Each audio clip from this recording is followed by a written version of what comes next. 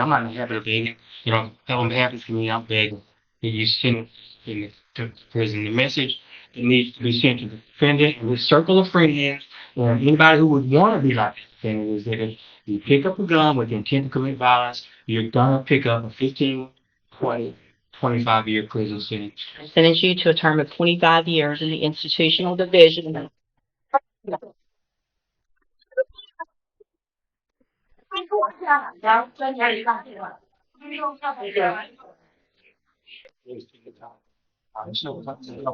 I appreciate it. I'm sorry that straight for it's very Good morning. Are you Caden Fontanet? And this is 25 DCCR 1759. Mr. Fontanet was previously in court, entered a plea of guilty to the first-degree felony offense of aggravated robbery. It was an unagreed plea.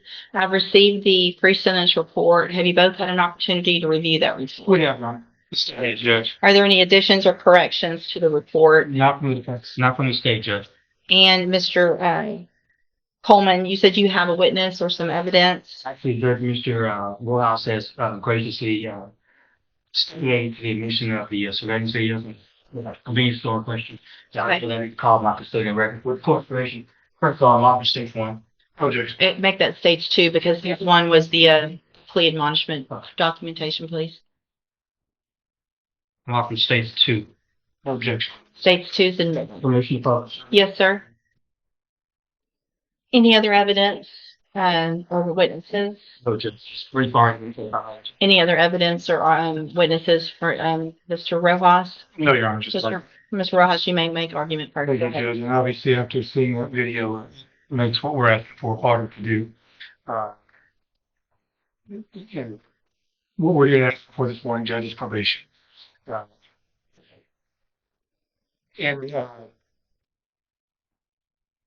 It's funny. He is a young offender. I know the court is tired of seeing the same story over and over again, young guys with guns again. He's got a limited criminal history. I believe this is his first felony. He's never been on any kind of felony supervision or felony probation. Unfortunately, he's just fallen into the same situation that we see so many other youthful offenders fall into. He's got no direction in life, very little support at home. Sees no way out of the situation that he's in, so he goes and decides to rob a store and get some money. Did the wrong thing. His story in the PSI is believable for what I believe is the right reason. He's trying to help his mom out at home. He's trying to pay some bills, get the lights off. Certainly, there are better ways to go about doing that. And I hope the time in jail has taught Mr. Fontanet such.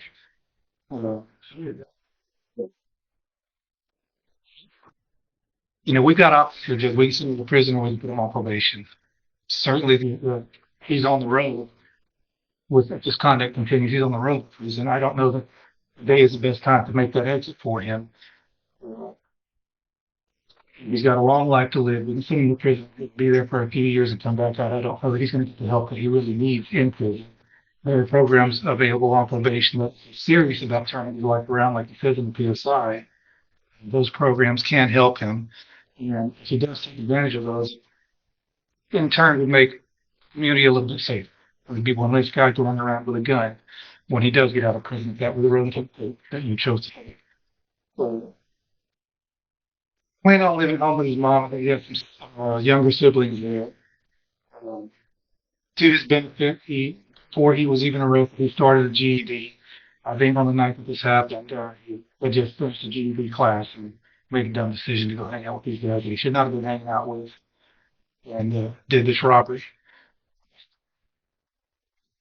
Again, Judge, you've got two options. You can send him to prison, or you can try to get him some help on probation, and hopefully he will take advantage of that. Certainly, if he doesn't, we're going to know pretty quick, and we'll have another chance to send him to prison probably for a long time. All right, thank you. What is the status of the other two? Are there co-defendants? Have they been charged? They have been charged, Judge, and I have both of their cases. And they have not been sentenced yet or anything like that? Okay. All right, go ahead, Mr. Coleman. Yeah, I'll be brief. Whether it's Pine Club Apartments or Rogers Park or Speedy Mart, you've seen this, and we've seen this in this community all too often. I'm preaching to the choir, Judge.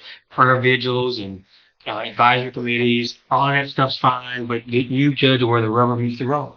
You are that person that can protect the community from somebody like this defendant. You are that person that can either let him walk out of this courtroom on probation with a piece of paper with conditions and promises that he won't resort to this kind of violence that you saw on that video, or you can ensure that the community is safe by putting him behind steel bars, concrete walls, and razor wire fence.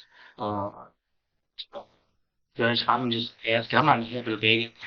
On behalf of the community, I'm begging you send this defendant to prison. The message that needs to be sent to the defendant and his circle of friends and anybody who would want to be like this defendant is that if you pick up a gun with the intent to commit violence, you're gonna pick up a 15, 20, 25-year prison sentence, Judge.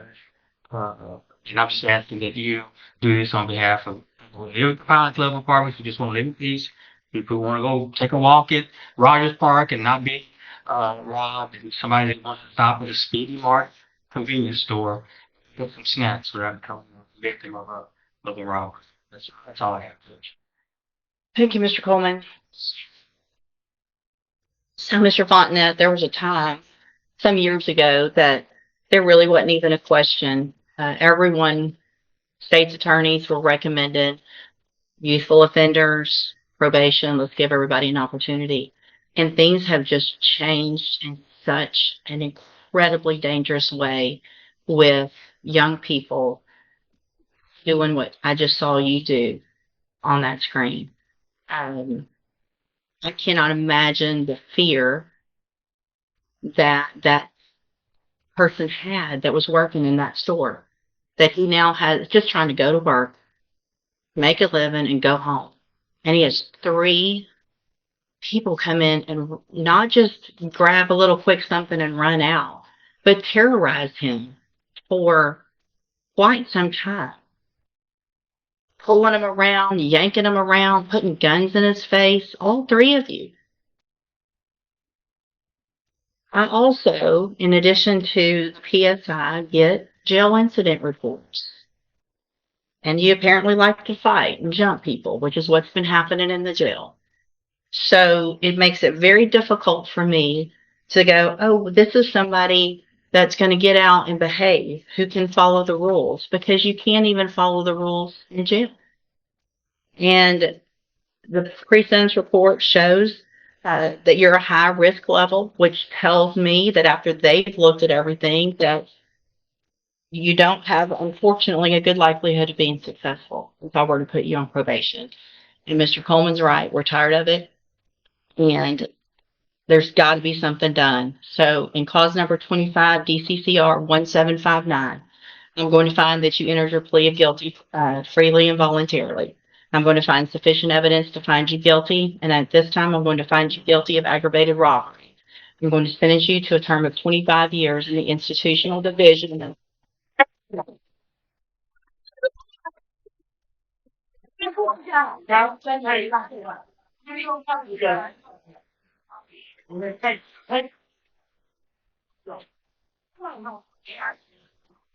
Going to sentence you to a term of 25 years in the institutional division of the Texas Department of Corrections. You will receive credit on that sentence for any time that you've been in custody that the law gives you the right to receive. I'm handing you the trial court certification. This was not an agreement. You have some rights to appeal. I have also handed you a written admonishment regarding your ineligibility to possess a firearm or ammunition. Because of the judgment entered against you, you're ineligible under Texas law to possess a firearm or ammunition. Possession of a firearm or ammunition could lead to charges against you. You can talk to Mr. Rojas about any questions you have about that. I am making an affirmative finding of a deadly weapon. Mr. Fontenette, I understand that this is harsh, and I know you believe this is harsh, but I think this is necessary. I hope that you go and you make things right. You can get out of prison. You're still going to be young, and you can make your life better.